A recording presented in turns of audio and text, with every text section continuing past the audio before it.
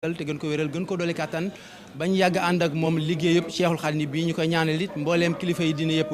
mbokk yi ñu ngi fii en direct ci Touba ci résidence Cheikhul Khadim bi nga xam ne moo jàkkaarloog jumaay Touba ji mag ji tey benn fan ci Ramadan atu 1447 ginnaaw gàddaayu Yonent bi sallallahu alayhi wa sallam muy weer koor wu sell wi nga xamante ni at mu jot wala depuis 2018 Cheikh Mouhamadoul Mountakha Mbacké di xalifa général des Mourides di taxawal weeru koor gi ñu koy dundal fii ci résidence Cheikhul Khadim boobaak léegi nag at mu jot ñu koy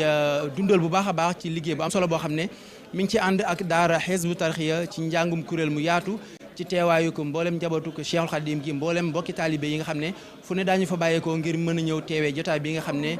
am solo gi foo ko takk weesu na ko loolee nag lañ fas yéene ànd ak yéen ci diiru weeru koor gi muy ñaar fukki fan yi juróom-ñeent wala fanweeri fan yi ci lépp loo xam ne mooy bàyyeekoo fii ci résidence Cheikhul Khadim moo xam ay réaction yoo xam ne dañ koy taataan ci kilifa yi nga xam ne ñoom ñoo yor liggéey bi ay kaddu yoo xam ne daañu ko taataan ci ñi nga xamante ni ay mbokk taalibe leen dañuy ñëw ci liggéey bi waaye ñi nga xam ne it dañoo yor ay secteurs yoo xam ne lépp dafa jëm ci gën a dundal li nga xam ne moom moo di mashrabu saafi fii ci résidence Cheikhul Khadim ci atum 2026 bi liggéey bi nag niñ ko àndee woon daaw noonu lañ koy àndeewaat ak ren ci ay reporters yoo xamante ni incha allah bés bu yàlla sàkk daañu amal ay plateau ngir lépp loo xam ne moom moo fi bàyyi ko fi ci résidence ñu Cheikhul Khadim ñu mën leen ko baaxee kenn ci reporter yooyu muy sama jëwrin muy Serigne Koso sëñ Koso maa ngi lay nuyu di la ziar di la ndokkeel ci weeru seel wi nga xam ne moom lañ tàbbi di la wax rek liggéey bi naka ngeen ko fas yéene dundee incha allah. waa kay jërëjëf Serigne Fallou ñu ngi lay nuyu bu baax di la ziar di la fay nuyoo waaye du nuyu mbokk yi nga xam ne ñu ngi ñuy topp yëpp di am mbégte bu baax a baax. ci noonu nga ko waxee muy bis bu tedd bu am solo bii nga xam ni tàmbali nañ ko ci weeru Ramadan fas yéene ko ànd ak mbokki taalibe yi niñ ko baaxoo ànde muy weer woo xam ne rek sëñ Fallou bu dikkee yaakaar naa ne mbég mi day dolli ko waat ci ñëpp ngir ni nga xamante ni noonu la ñuy dundale koor gi ci njàngum alquran waaye ak ci njàngum xasida waaye niñ ko waxee sax nga xam ni bis bi léegi dem na ba nga xamante ni weer wi da cee bokk dundal ak bokk ni nga xamante ne lenn ci réaction yi dañ koy indi muy ñoo xam ne dañuy daje ngir jëmmi Serigne Touba ji bokk génn bëgg waaye bokk génn jublu ñëpp ànd ak Cheikh Mamadou Mountakha ci liggéey bu tedd bu am solo bi sëñ Fall noonu nga ko waxee mu mel ni noonu lañ ko ànde woon ci at yi yëpp noonu lañ ko fas yéenee àndewaat ci mbooleem li nga xamante ne ay secteur d'activité yi nga xam ni dañuy liggéey ci masrabu saafi danañ ànd ak ñoom waaye njabootu Serigne Touba gi nga xam ne dañuy ñëw fekk si jataay bii nga xamante ni day dugg ci jataay yi nga xam ni mooy jataayu texe waaye di jataay yoo xam ne jataayu mbégte la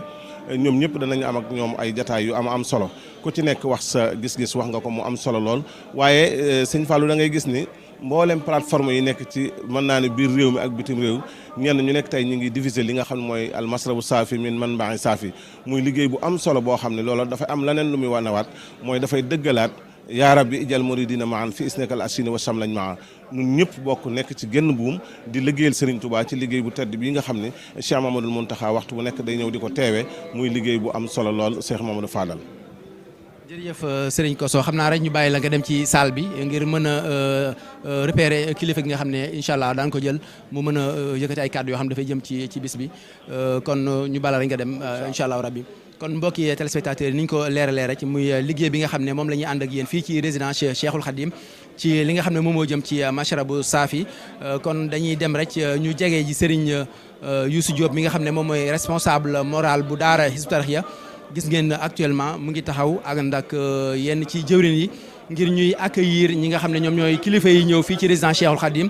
waaye sur place ñi nga xam ne ñoom ñoo di kuréel Nuuru Daarayni bu Mbàkke ñoom ñoo fas yéene accueillir Cheikh Mouhamadoul Mountakha Mbacké di xalif général des Mourides ndax saa su ne buy ñëw dana am kuréel goo xam ne ñooy taxaw fii ci buntu bi bu sëñ bi di ñëw ñu yëkkati xasida yi ànd ak moom ba keroog muy dugg ci salle bi bu ko defee beneen kuréel gi nga xam ne moo nekk ci biir salle bi tey jii muy kuréel mashrabu saafi ñoom ñooy yëkkati li nga xam ne moom moo di xasida yi kon Baye Mbaye ñu àndandoo dem ci Serigne Youssou Diop rek ñu jël kàddu yi nga xam ne dañ koy taataan ci moom muy responsable moral bu daara Hizbut Tarqiyyah ci kàddu yoo xam ne dana ñëwaat ci li nga xam ne moom moo di mashrabu saafi sens bi dëgg ak matuwaay yi nga xam ne daara Hizbut Tarqiyyah jël nañ ko ndax ñoom lañ dénk lu ni mel.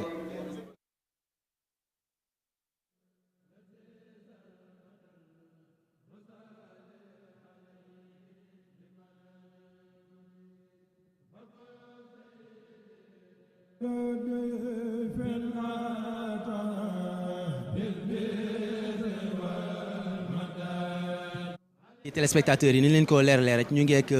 Serigne Youssou Diop di responsable moral bu daara Hizbut Tarqiyyah Baye Youssou ngir bañ laa jël lu bëri ndax yaakaar naa yaa ngi ci liggéey bu am solo mu mel ni Masrabou Safi liggéey la bu am solo boo xam ne ca ndorteel ga depuis 2018 Cheikh Mamadou Mountakha ngeen koy ànd ak moom ci liggéey bi saa su ne ngeen di jël ay disposition muy gën a rafet di gën a jëm kanam ren ji ñu bëggoon a xam 2026 bi yan matuwaay ngeen jël ak yan innovation ngir liggéey bi gën a ñoŋ. waaw jërëjëf xanaa santaat sunu borom ci may gum nu may ñu mën ko àndaat ak Cheikh Mamadou Mountakha di yeesalaat sunu ñaan ak sunu pas-pas ci bëgg sunu borom bàyyi ko fi mu yàgg fi lool ànd ak dongo yi ci yoon wi mënu sóob muy yoon woo xamante ne dafa bëgg ñu bañatee tal dara xam ne li nu fi indi bàyyi ñu fi mooy liggéeyal Sëñ Tuubaa ak di dundal waxtu yi ci liggéeyal Sëñ Tuubaa ak di ko feesal del lii da cay bokk ndax weeru koor ku xamoon dara ci Sëriñ Tuubaa xam ne weeru koor lu waay doon sàkku ci moom weeru koor ak weeru gàmmu nga ko daan dàkkee ndax mbégam téere sëñ Mouhamadul Bachir mi ngi wax mi ngi wax ne ci biir téere bi ne Seexul Xaddim njaareem mbana yi daawul giim taal yi saa su ne ci joxe ay teranga yoo xamante ne lépp dafa jëm ci teral nit ñi ci weeru koor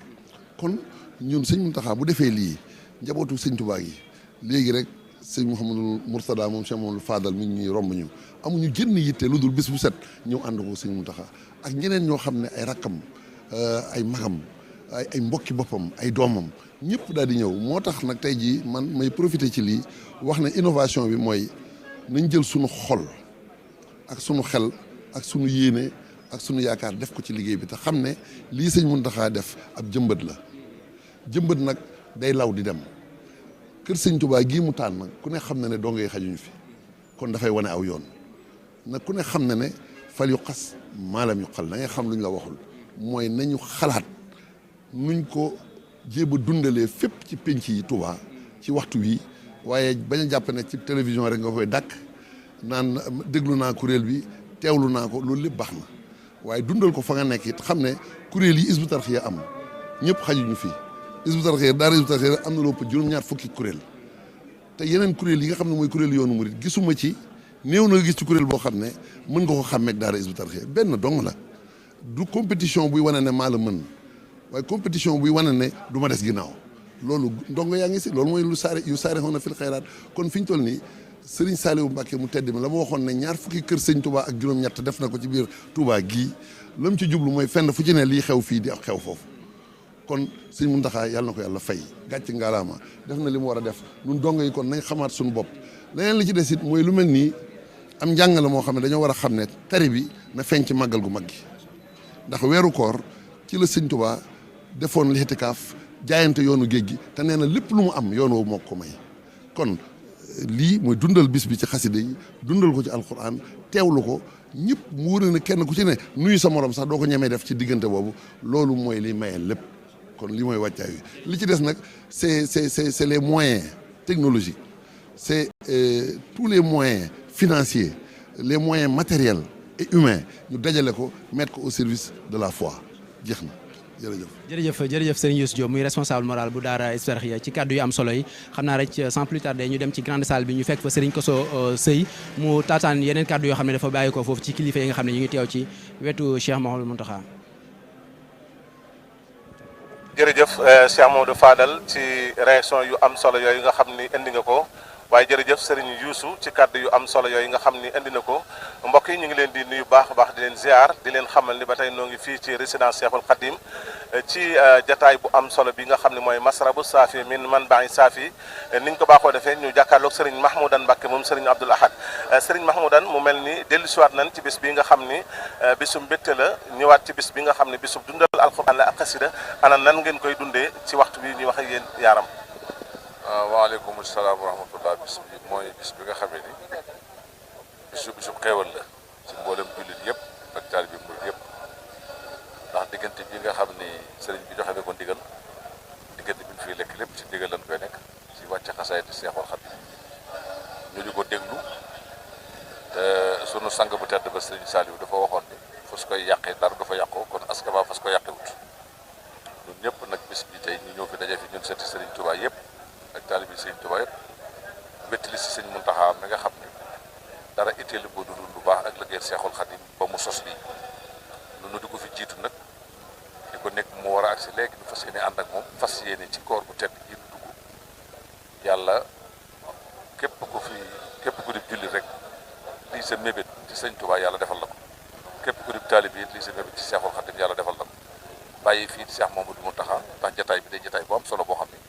tey ji sëti sëñ Tuubaa yi fii tase jamono xat na ba gisee bi ci war sax du ci am daanaka am na ci ñoo xam ne boo ko seetee tey ji ba ñu gëjee gisee ak léegi daanaka leemu jegaat ba tey ji jataay benn boolewaat du pour dara sax lu ci diggante yi waaye xatum jamono ak tam barkeb sëñ Tuubaa bi loolu rek waral loolu kon nag ñu gërëm sëñ Muntaxa ci lim nu defal ndax tey jii ñun ñëpp a fi tase di ko wéttali si di ko ñaanal yàlla ci barkeb Seexul Xadim itam li mu ni sa lépp mu àggale ko ci daraja Sëriñ Tuubaa jërë ngeen jëf. waaw kay jërë ngeen jëf mbokk yi kon loolu mooy kaddu yi nga xam ne moo bàyyikoo ci Serigne Mahmoudan Mbacké moom Serigne Abdoul Ahad Mbacké muy kaddu yu am solo nga xam ne jataay bi moo ko andi muy jataay bu alquran di jataay bu xasida waaye di jataay boo xam ne jataay bu jokk bokk la kon mbokk yi dañuy daal di delluwaat rek ci régie incha allahu taala ba ci kanam ñu door a dellu siwaat jërë ngeen jëf.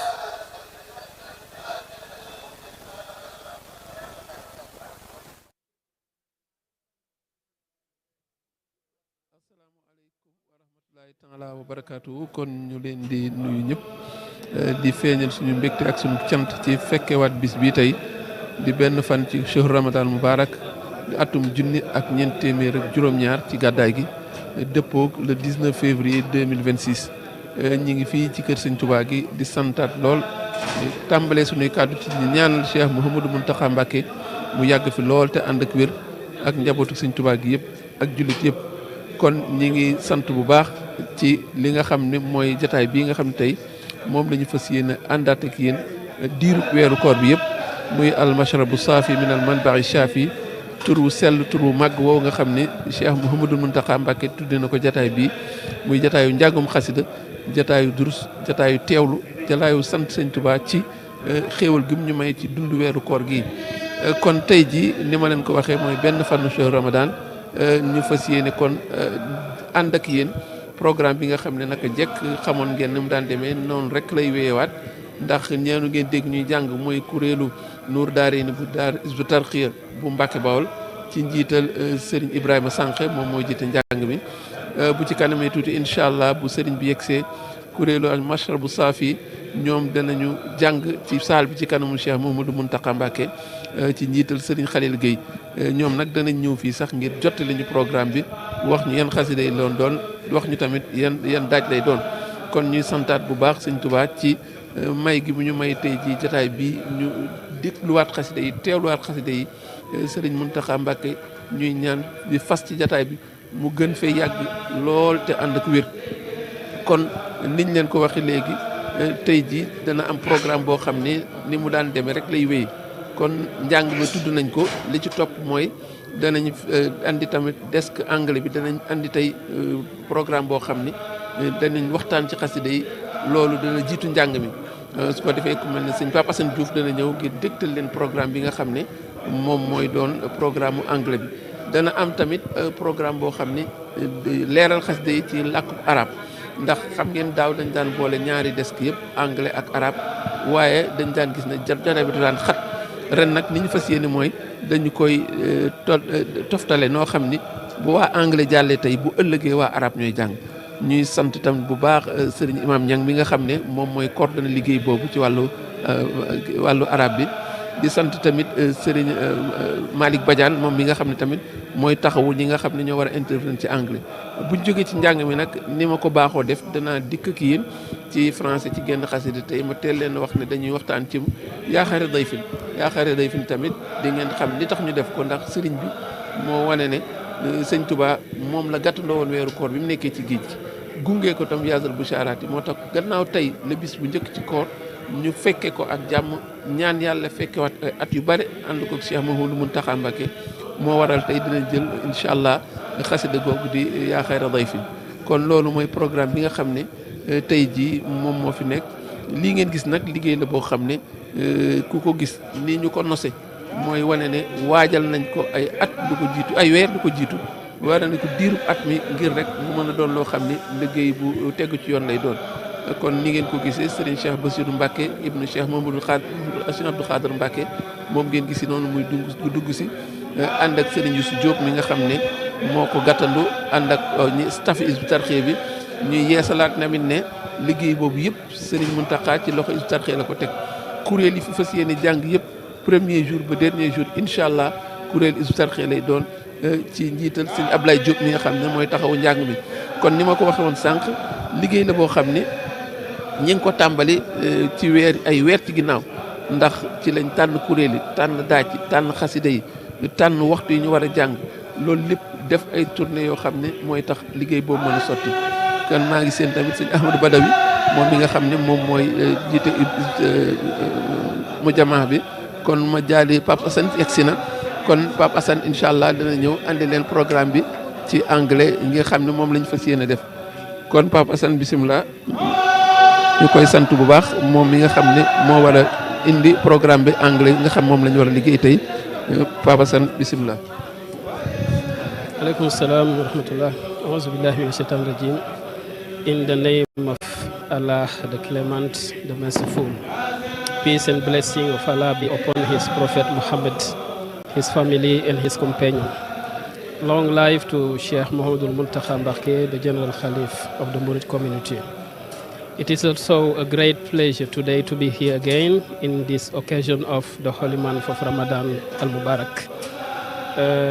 To vivify it with Sheikh Mouhamadoul Mountakha Mbacké, but with all the Murid and the Muslim community in Senegal and worldwide. As usual, we will do our best to talk with you about an important aspect of Sheikh Ahmadou Bamba's mission. I mean his literary production. As you know, in his mission in the service of Allah and the Prophet, Sheikh Ahmadou Bamba has bequeathed to humanity a very rich and a very important literary production. A literary production dedicated to Allah, to glorify the Lord, the Almighty, but also dedicated to his messenger Muhammad, to show the high rank of the Prophet, the favors related to his person, but also dedicated to his companion, those courageous people who were with him, to his family, but also a holy production dedicated to the Holy Quran. This is, in general, the main topics and the main themes that we have in Sheikh Ahmadou Bamba's literary production that we are always chanting here during this occasion of the holy month of Ramadan. Sheikh Ahmadou Bamba has written a lot, and his writings are so intensively countless that he says himself, Karamati Khatuyadi, meaning that my miracles are what I have written with my hands. Yes, it is a true miracle, but if you observe the long life suffering of the man, his movement from one place to another place between the hands of the colonial power, how busy he was, you cannot imagine the quantity of that production, but also the richness, I mean the quality of the production. Sheikh Ahmadou Bamba is matchless. He is more than a match. If you compare him with Al-Hassan Al-Busayri, I mean those famous writers who was living in the period of the Prophet. He has written in various topics of Islam. His aim was only to show, to deliver to humanity a message in which, as I said, he expressed his gratitude to Allah, the Lord, the Almighty. He showed the higher rank of the Prophet Muhammad, peace and blessing be upon him, to admire the courage of his companion, to count the famous Islamic events and victories, to tell the charisma and the favors related to the Holy Quran, but also to show his own dedication himself, the Sheikh Aymin, to serve Allah in the path of the Prophet,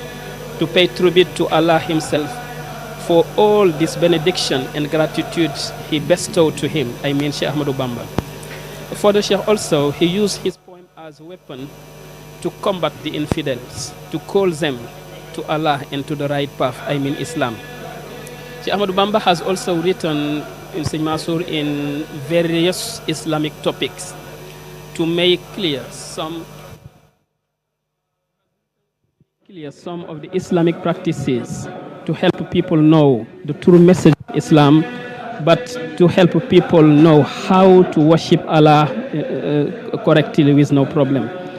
So that literary production of Sheikh Ahmadou Bamba was various in many topics. But also what is important in the writing of the man, so as to consider his writing as miracle, is the literary techniques Sheikh Ahmadou Bamba himself used. The Sheikh has used literary techniques that were unknown by the predecessors, but also unknown by his companion. So that was a divine light, as he said, Lubi munawarun bi nuril wahyi wa khada li khayral hulumi wahyi. My mind, my spirit is illuminated by a divine light that helped me write what I'm producing. He also told to Allah the Almighty, Nawarta Lubbiya bi nuril wahyi. You, my Lord, you have illuminated my mind, my spirit by a divine light. That is why the writing of the man is not something out of reflection, out of imagination, but it is only a gift from Allah. That is why it is really a miracle. And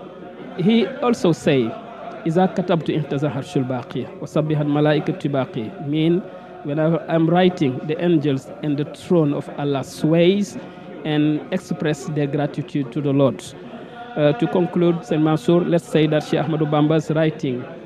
surpasses in quantity and in quality to all the writers that we have known